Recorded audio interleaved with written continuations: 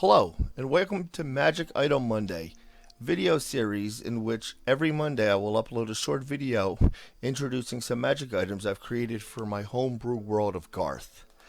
The video will include photos. I will talk about each magic item, and then I will upload the videos to Pinterest, link in the description if anybody would like to take copies of these, or use them in their world, or just look at them to get ideas. Let me start off with the first magic item to be introduced. It's called the Book of Shadows. It is a spell book. As you can see, there's a short description of the book. This old leather-bound book has a cracked, should be cover, with symbols on it that give off a green wisps of light. And then included are the different spells you'll find in the book. C would be for cantrips, and then the numbers represent what level spell it is. Now, these are all spells taken out of the fine book Midgard Heroes Handbook by Kobold Games for 5th edition.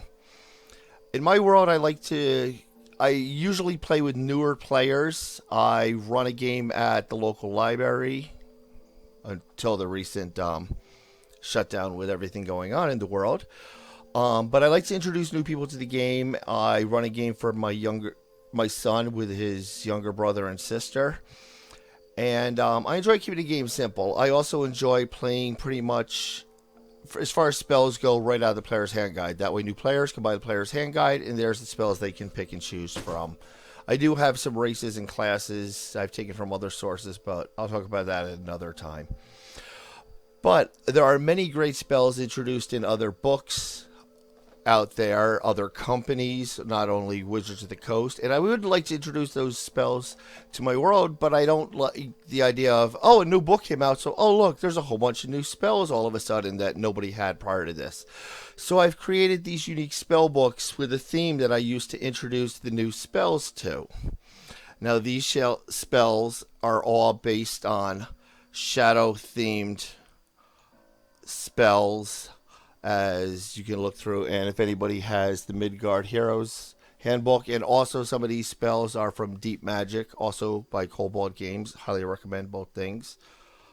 The Cronus Opus. This leather-bound book has a relief of a clock on its cover.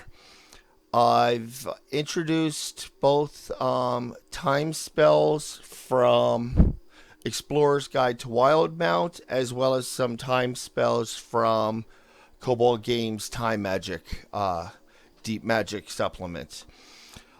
Again, you can see the basic theme I'm going with here. The number represents the level of the spell, and then you could go to the books and look them up, or for my players, I would print up the rough description of each spell. And then when you come across this magic item, I have the card printed out. I give you the card, and then I would give you a sheet of paper with all the spells on it that are new to the game, not in the player's hand guide. I have found with introducing the game to newer players, if you give them a little card with, some artwork of their photo album, and all artwork I have found on the internet, I am not trying to steal anybody's intellectual property. I just found pictures. I like the way they look. I use them for my game. Like I said, all these pictures will be posted on my Pinterest. Anybody's free to take and use anything they like in their own game, or just use it as an idea. But I found with newer players, when you give them this card, and it has the name of the item, a description of the item, and then what the item does, they can lay it in front of them, and it helps them remember what magic items they have and what those magic items do. Again, very useful for newer players to the game. My next book is the Clockwork Tome. I do have an archetype of clockwork mages in my world, but over time, the idea of clockwork magic has been lost, but they've retained some of the abilities of making like clockwork familiars and being able to cast spells through their clockwork familiars. But this was a spell book that was lost that contained some of the long forgotten clockwork magic tome spells Again, not saying there won't be others of this, but you get the idea that I use these to introduce new spells. Once again, all these spells are taken from Kobold Press,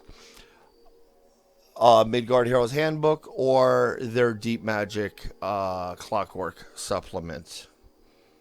And then finally, I have the Necronomicon, because Cthulhu is an evil deity in my world that is only worshipped by cultists. The Necronomicon is a magic item. It's an artifact. You attune to it. The cover of this book is made from human flesh. It is written in an unknown language, void speech, a language introduced in Midgard. I use it as the language of the ancient old ones. You pretty much a forgotten language or spoken just by cultists of Cthulhu. When attuned to this book, you cannot become frightened. You have resistance to necrotic damage. As an action, once per day, you may cast the spell Gift of Cthulhu. And whenever you become first attuned to this item, you take 8d10 psychic damage, because it is Cthulhu, and he will drive you crazy. And then I have a bunch of new spells, which would be added as a second card, or again, I could just type out the sheet.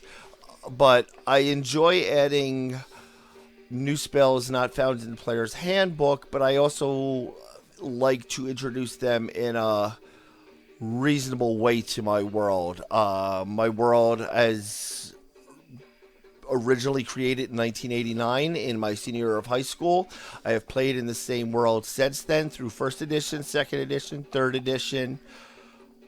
Pretty much skipped 4th edition, which in my world is the Cataclysmic War when the undead rose. It was a very dark period of my world.